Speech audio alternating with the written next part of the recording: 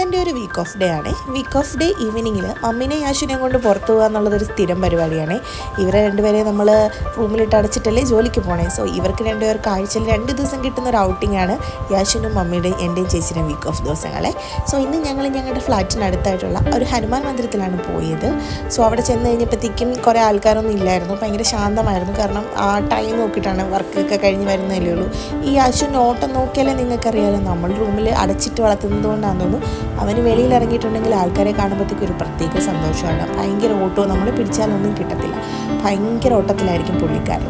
പിന്നെ ഉണ്ടല്ലോ, ഇവിടുത്തെ അമ്പലങ്ങളിൽ അല്ലെങ്കിൽ ഇവിടുത്തെ മന്ദിരങ്ങളിൽ കാണുന്നതാണ് അവർ ചന്ദനം വെച്ചിട്ട് നമ്മൾ ഈ നാട്ടിൽ മറ്റേ മണി കെട്ടുന്ന പോലെയൊക്കെ അവരവരുടെ ആഗ്രഹങ്ങൾ സാധിക്കാൻ വേണ്ടി ഇങ്ങനെ എഴുതി വെക്കുന്നത്. ഇത്തവണ പോയപ്പോൾ ഞാനും ഒന്ന് ട്രൈ ചെയ്തിട്ടുണ്ടായിരുന്നേ.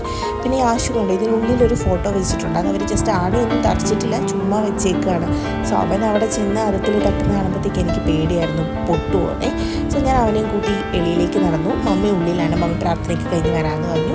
സോ അവനെയും കൂട്ടി വെളിയിലിറങ്ങി അവനെ അവിടുത്തെ കുറേ കാര്യങ്ങളൊക്കെ കാണിച്ചു തന്നു.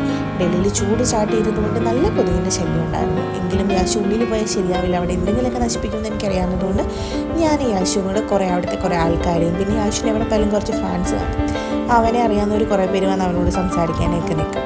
സോ അതൊക്കെ കഴിഞ്ഞ് ഞാൻ ഉള്ളിൽ പോയി ഞാൻ യാശുവും കൂടെ ചന്ദനമൊന്നും വാങ്ങിയിട്ടില്ലായിരുന്നു.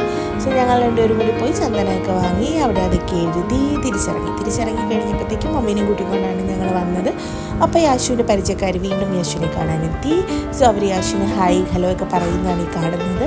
അപ്പോൾ യാശു ഭയങ്കര ആറ്റിറ്റ്യൂഡ് ഇട്ട് നിൽക്കുമായിരുന്നു, അവരുടെ കൂടെ പോയില്ല. സാധാ ഇവിടെ ആരെങ്കിലും വിളിച്ചിട്ടുണ്ടെങ്കിൽ യാശു കൂടെ പോകുന്നതാണ്, പക്ഷേ യാശു കൂടെയൊന്നും പോയില്ല, അവരോട് ഭയങ്കര ചാടിക്കിട്ട് നിൽക്കുകയാണ്. എന്നിട്ട് അവർ ഹായ് ഒക്കെ പറഞ്ഞ് അവർ തിരിച്ചു പോയി. അതിനുശേഷം ഞങ്ങൾ ജസ്റ്റ് അതിലോടൊന്ന് നടന്ന് തിരിച്ചിറങ്ങി. എന്നിട്ട് ഞങ്ങൾ ഫ്ലാറ്റിൽ വന്നു. ആ വീക്ക് ഓഫ് ഡേ അങ്ങനെ കഴിഞ്ഞു.